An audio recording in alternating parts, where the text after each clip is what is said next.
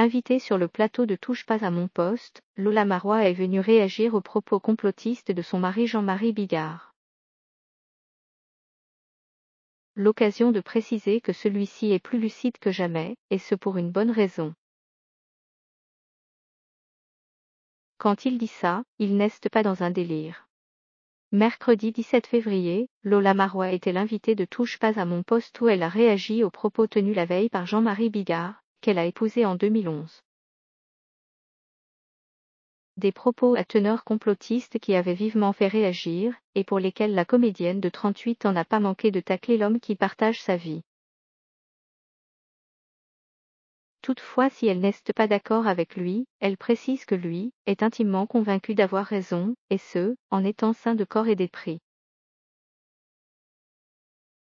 Surtout en ce moment, précise Lola Marois, qui ajoute que l'humoriste ne boit plus depuis 1 mois et demi.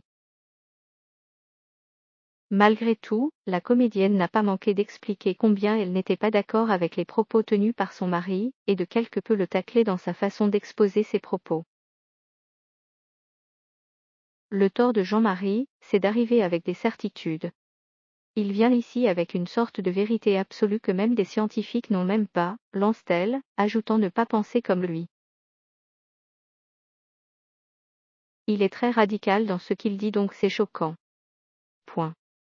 On a l'impression qu'on ne peut pas le contredire. Il est comme ça à la maison, même sur d'autres sujets, je vous rassure. Et c'est quelque chose que je lui reproche souvent, c'est que quand il dit quelque chose, on a l'impression qu'il a la science infuse, en tout cas, qu'il croit l'avoir, donc c'est agaçant. Si elle n'est pas toujours d'accord avec les idées et les propos de son mari, Lola Marois a cependant toujours mis un point d'honneur à le défendre. Et une fois encore, elle a tenu à préciser qu'il était en droit de s'exprimer. Sa forme n'est pas agréable, on a l'impression qu'il vient dire quelque chose qu'il sait de source sûre, donc on a envie de lui dire, enfin, Jean-Marie, d'où tu sors ça? Maintenant, c'est un justicier dans l'âme, c'est un amoureux de la vérité, de sa vérité, il pense, il est intimement convaincu qu'il dit vrai, précise-t-elle.